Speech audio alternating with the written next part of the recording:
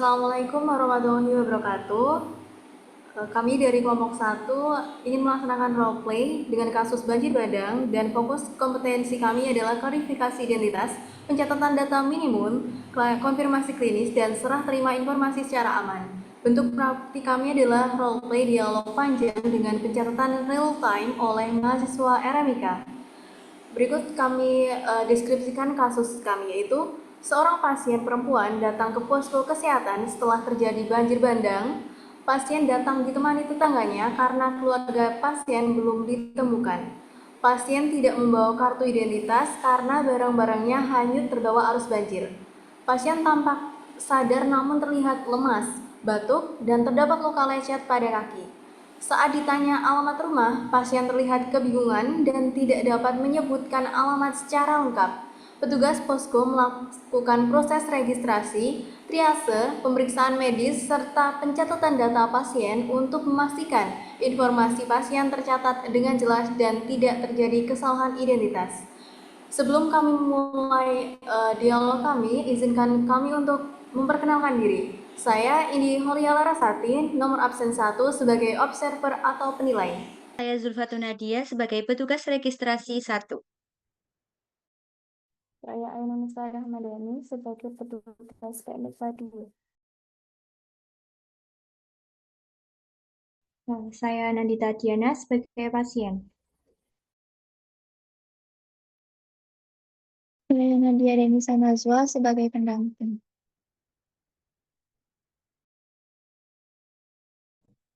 Saya Aufa Nadfatul Munah Hafiz sebagai dokter.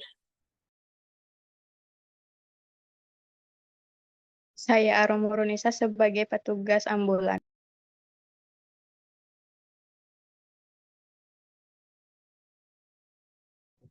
Saya Zarotun Nafis Nurlaila sebagai koordinator posko.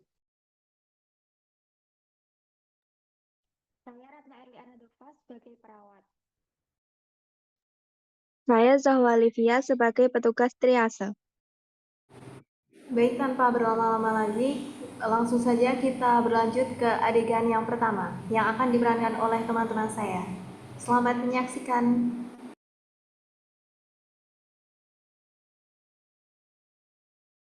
Selamat pagi, saya Zulfa dari bagian pencatatan di posko kesehatan.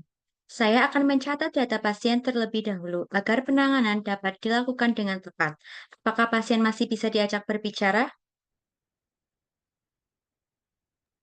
Masih bisa. Saya tetangganya, jadi kami sama-sama evakuasi bersama. Baik, terima kasih Mbak. Boleh saya konfirmasi nama lengkapnya? Nama saya Dita. Baik, saya tulis sementara Dita. Untuk usia kira-kira berapa tahun? Usia saya sekitar 20 tahun. Apakah Mbak membawa kartu identitas seperti KTP atau kartu lainnya?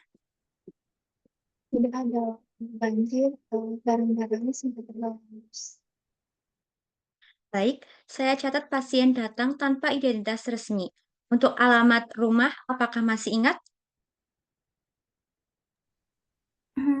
Saya ingat daerahnya, tapi alamat alamat lengkapnya saya agak lupa. Baik, saya catat alamat sementara belum jelas dan akan dikonfirmasi kembali jika pasien sudah ingat atau keluarga datang. Baik, pasien akan saya lakukan pemeriksaan triase terlebih dahulu. Baik, saya konfirmasi kembali untuk pencatatan. Pasien sadar, batuk terdapat luka lecet pada kaki kanan dan kategori triase kuning. Apakah sudah sesuai? Ya, sudah sesuai. Saya akan membersihkan luka pada kaki pasien dan memberikan balutan sederhana. Tolong dicatat waktu tindakan awal. Baik, saya catat tindakan dilakukan pukul 09.20 berupa pembersihan luka dan pemasangan balutan.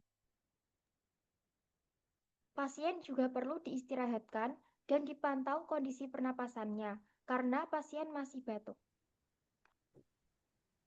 Setelah saya lakukan pemeriksaan, kondisi pasien masih stabil. Batuk kemungkinan disebabkan oleh paparan air kotor saat banjir. Pasien perlu diobservasi terlebih dahulu di posko kesehatan. Baik dokter, saya catat keputusan dokter yaitu pasien diobservasi di posko dan dilakukan pemantauan kondisi secara berkala.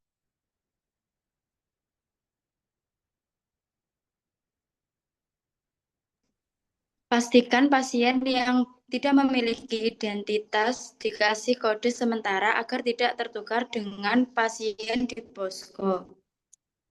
Baik, saya memberikan kode pasien sementara BB01DT dan menuliskannya pada formulir registrasi serta lembar triase pasien.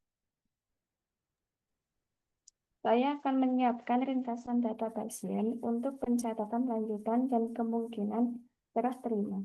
Mohon konfirmasi kembali data utama pasien. Pasien atas nama sementara Gita, perempuan, usia sekitar 20 tahun, pasien merupakan korban banjir bandang dan datang tanpa identitas. Keluhan utama batuk dan nyeri pada kaki. Terdapat luka lecet pada kaki kanan dan kategori triase kuning.